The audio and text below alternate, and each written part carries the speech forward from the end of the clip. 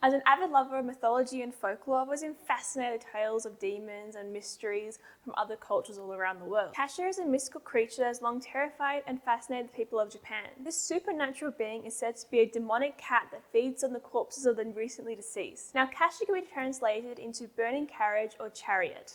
The origin of Kasha is a little bit sketchy at times, but I believe that its origin is in the Buddhist faith and was around the Kamakura era, which is from 1185 to 1333. Before I delve into the story of Kasha properly, I think there's two things I need to let you know. One, I don't speak Japanese, and while I'm trying to learn the language, I am attempting the pronunciation right. It might be a little bit wrong sometimes, and I am very sorry about that, but I am trying my best, and that's all I can really do at this current stage. Two, I think it is important we go into what yokai actually are, so let's do that first. Yokai are quite significant in Japanese culture. They are supernatural creatures or spirits that are quite prevalent in Japanese folklore, and they can be considered the equivalent of demons in Western mythology. Yokai is a combination of two Japanese characters, yo being mystery or bewitching, and kai being mystery or apparition. There are various types of yokai, all with their unique abilities or characteristics. The Kappa is a green turtle humanoid kind of creature that reminds me a lot of Bowser from Nintendo. The Kappa are known to favour cucumbers and actually enjoy engaging in sumo wrestling. They are often accused of assaulting humans in the water and stealing a mystical organ known as the shirikodama, which they take from the victim's anus. Another yokai creature I love learning about is the Kirin, which is a majestic, horned, fire-breathing siren creature that symbolizes purity, wisdom, and justice. Another yokai that I find fascinating is Amabear, who actually I think would have been really useful during the COVID times. Amabear can keep disease and calamity at bay by sharing its likeness with others, prompting a lot of Twitter users during the COVID epidemic to share photos of Amabear on their Twitter page, quoting it as the Amabear Challenge, in the hopes of keeping COVID-19 at bay. In fact, the Japanese Ministry of Health, Labour and Welfare used pictures of Amabear in its initial campaign against coronavirus. Japanese folklore is rich with stories about yokai, and there are thousands of them documented in many different art forms. Some of the most popular yokai include Oni, Tengu, Kitsune, Kappa, and of course Kasha. Each yokai have unique characteristics and stories that make them stand out in Japanese mythology. In my opinion, Kasha's appearance is one of the most striking features about this yokai. It's depicted as a cat-like creature with a long tail and fiery red eyes. Kasha's fur is said to be coarse and rough, and its claws razor sharp. It's also depicted in some art and literature that the Kasha could breathe fire, which I think is very cool. It's like a dragon, but a cat. Now you might be wondering why the Kasha can breathe fire. Other than looking very cool and definitely winning in most talent contests, he uses it to burn the flesh of his corpses that he steals to the underworld. It is believed the Kasha comes down from the sky to steal the bodies of corpses before they're actually buried at their funeral or cremated. The creature then takes the body it's stolen down to his lair in the underworld, where it burns it and eats it. Kashas are said to travel all around the world on a burning chariot looking for corpses to steal for the underworld. But before you worry that a big demon cat from the sky with a fire chariot is going to come down and steal your corpse, they only do it to those who live a sinful life. So maybe make sure you give a cat a treat every once in a while, some tuna or something, or some catnip, and hopefully that cat will communicate with Kasha, and then you will be okay. Because I don't think the Kasha will be above bribery. Because I know my cat is not above bribery. Now the Kasha does play a pretty big role in Japanese mythology, especially when it comes to the death part. It's said to be like a hairbringer of death, and its presence is a significance that someone's about to die. So it's kind of like a vulture, but a cat. In some stories, Kasha is said to be a servant for the god of death and is tasked with collecting the souls of the deceased. Kasha is also considered a messenger for the gods, an appearance often tied to divine punishment. It is believed when a person dies, their soul leaves their body as a small flame, or a will-o-wisp, as some call it. Kasha is said to swoop down, snatch these souls, and drag them to the underworld where they are later consumed. Others believe Kasha is a malevolent spirit preying on the dead and causing chaos wherever it goes. Like a cat Loki of death. Despite the superstition and fear surrounding Kasha, he has become a popular subject in art and literature throughout the years in Japan. Throughout the years, Kasha has been depicted as a fearsome and cruel creature hunting the night for its next victim, while others depict him as a symbol of death and the afterlife. Those with a more positive outlook depict him as a creature that symbolizes rebirth and reinvention. Now, while the Kasha is definitely a very unique yokai, They're not the only yokai that are a cat-like figure. In Japanese culture, cats are pretty symbolic creature, and they can be protection as they fend off both undead spirits and, creatures that have negative intentions for you. They also keep out mice and rats, which is good both spiritually and just for your home. So cats in Japanese culture and in many other cultures, including Egyptians, had pretty important significance, and that is why they actually are depicted in many yokai. One such creature is the bakaneko, which I'm sure you can tell is a cat-like creature from the neko part of his name, which is cat in Japanese. Unlike the Kasha, the bakaneko is not really associated with death. He's more a shape-shifting cat that can turn into a human. Another yokai is called the nekomata, which I'm sure you're aware, neko means cat, so it's another cat-like creature, similar to the Kasha. But this one is different because it's depicted as a more cunning and intellectual creature than the Kasha is. The Kasha is depicted more as a fearsome, scary creature that comes up from the underworld or flies down from the sky in a burning chariot and steals your loved one and drags it to the underworld to be eaten, while the nekomata is more cunning. Similar to the bakaneko, he is also depicted as quite mischievous, as he turns into a human to do some mischievous acts here and there. To be honest, I think the bakaneko sounds pretty cool. Now, Kasha in modern times appears in more than just anime and video games. In Honolulu, Hawaii, there's a house said to be home with the most terrifying creature to ever exist. So terrifying that few even dare to enter the building. This house is called the Kumakai House, and is also called the home of the Kasha. And as I'm sure you can guess, that is because some locals do believe that the Kasha is inhabiting that house on Honolulu and has haunted it for quite some time. The creature in the Kumakai house is said to feed on the flesh of humans and create ghastly noises. And there have been surprisingly quite a few reports attesting to the existence of this creature, including more than one police report and some articles in the local newspaper, which, to be honest, is much more evidence than most ghost stories do get. The story started way back in 1940, but still go on to the 21st century. Locals that believe in the urban legend still believe the Kasha lives on the property, even though the house was knocked down. It is believed the Kasha first started inhabiting the house back in 1940, as a father killed both his son, daughter, and wife, and buried their bodies on the property. While the wife and son's bodies were found during the investigation, sadly the daughter's body could never be found. Some people believe, as they could never find her body, that she is actually the Kasha that lives on the property and is haunting the Kumagai house. And they believe that she would attempt to take her very first victim only 2 years later in 1942. On August 13th, 1942, the Honolulu Star-Bulletin wrote a haunting story describing an event of two police officers. Answering the call at 1:25 a.m., Police Sergeant Mosley Cummins and paroleman Robert Anseth answered the call from a desperate mother saying that her children are being strangled by a ghost. The policemen did respond to this call and were terrified by what they saw in the house. They came in and a 10-year-old Hawaiian boy and his two older sisters, both 18 and 20, were sitting on the couch shrieking in fear.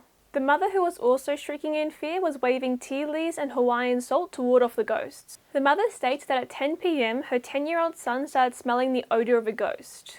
Apparently furious at being found out, the ghost attempted to strangle the son as well as the two sisters multiple times. After the struggle that lasted a good hour and a half, the police officers drove the family to the mother's sister's house where they would be safe.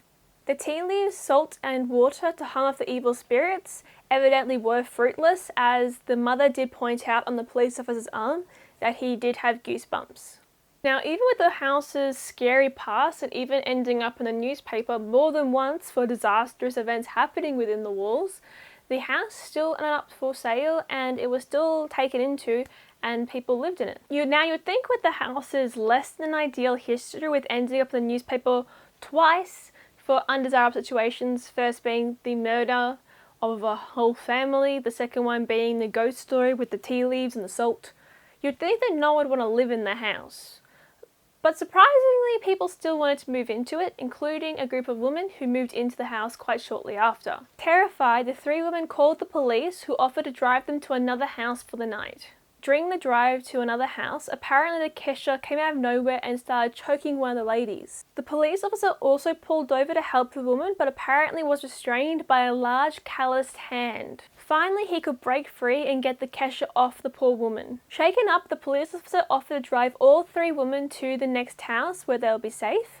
But as soon as they all got into the police officer's car, the car just won't start. Which is interesting because I imagine as a police car, it would be fairly new. But anyway, all 3 of them are in the car with the police officer and the car will not start. So, when the 3 women get out and go back into their own car, magically both cars start again. The police officer recalls seeing one of the lady's car doors getting ripped off and thrown into the street by an unseen entity before one of the women is dragged out of the car and strangled to death while the other 3 watch on helplessly. Now, if you're curious on why the yokai Kasha decided to take an extended holiday to Hawaii, it actually makes a lot of sense. The Japanese people are actually quite prominent in Hawaii. In fact, in the census of 1920, it was around 43% of the population of Hawaii were actually Japanese. And while it did technically decrease by the year 2000 to 16.7%, that only included those who are predominantly or fully Japanese. And while 16.7% does sound lower than 43%, that doesn't include those who are mixed race, as the American census for Hawaii in the year 2000 categorized mixed race people and Japanese people separately. So the population in Hawaii that have Japanese ancestry is probably significantly higher than 16.7%. And due to the high number of Japanese people living on the shores of Hawaii, it makes sense that Japanese culture has made itself at home in Hawaiian shores. And of course, one of those culture's aspects being the yokai. My personal reason, if the Kasha is actually a real demon cat and not just folklore or mythology, is that the Kasha saw all the cat cafes opening up around Japan and got scared, didn't want to be a cat in a cat cafe, you know, he is still a cat at the end of the day, and went, where's a good place, a lot of Japanese people to scare? I want good sun, I want to be able to sunbake all day. And he just thought, Hawaii, perfect, you've got a higher Japanese population, I can go there, sunbake on the beach all day, and then come back to my nice kumakai house where I can haunt the residents. And all his residents kept moving into his house and he'd scare them away because that's his home. That's the story I like to think about why the Kasha moved to Japan. But in truth, it was probably because of the high Japanese population there and then police coming over and then using situations that seemed a bit odd and blaming it on the demon pretty cat. It also makes sense on why the Hawaiian culture and Japanese culture of folklore would mix together. While Hawaiian culture, you know, spirits are there to lead you, to guide you and help you along your journey, in Japanese culture, spirits and yokai can either guide you away from danger and calamity or it can guide you towards. So in that way they are very similar, so it makes sense that the cultures would mingle. The mythological, cultural and beliefs on Hawaii are quite mixed now due to the high population of different cultures. It's now more of a mix of Polynesian, of course, Japanese and Chinese. While definitely the Hawaiian Polynesian is definitely the most prominent one, but due to the high population, like I said earlier, it makes sense that other cultures would mingle and mix in there. That being said, I don't think there's any other part of Japan or China's folklore that has integrated quite like the Kasha has, because there's not many other demons out there that can say there are tour buses that go to my demon house where I strangled this one person. The Kasha in Hawaii has been associated with many different meanings, including power, protection, death, and rebirth. In many ways, its mythological creature has become quite unique in Hawaii. While on Japan, it definitely did create a sense of fear. Cat with a flaming chariot comes down, steals your corpse, and drags you to the underworld to be eaten. That is definitely a sense of fear, but in Hawaii, it kind of evolved into being like a tourist attraction. You know, tourists will get on the bus and go to the kumakai house, see the kumakai house even though it's not there anymore. So see the land where the kumakai was. There are other yokai tours on Hawaii. So it's interesting to see another culture take on that aspect of one culture so strongly, especially for the Kasha. I believe the Kasha is definitely much stronger than it is with other yokais. I mean, there's even a food called the Kasha, which is buckwheat goats that have been boiled or steamed, and they're normally served like a cereal kind of thing, but it can also be in soups and even casseroles if you're interested in a buckwheat casserole. And the Kasha food is not as scary as the Kasha cat, I can promise you. It will not drag you down to hell and eat you. You can eat the cereal.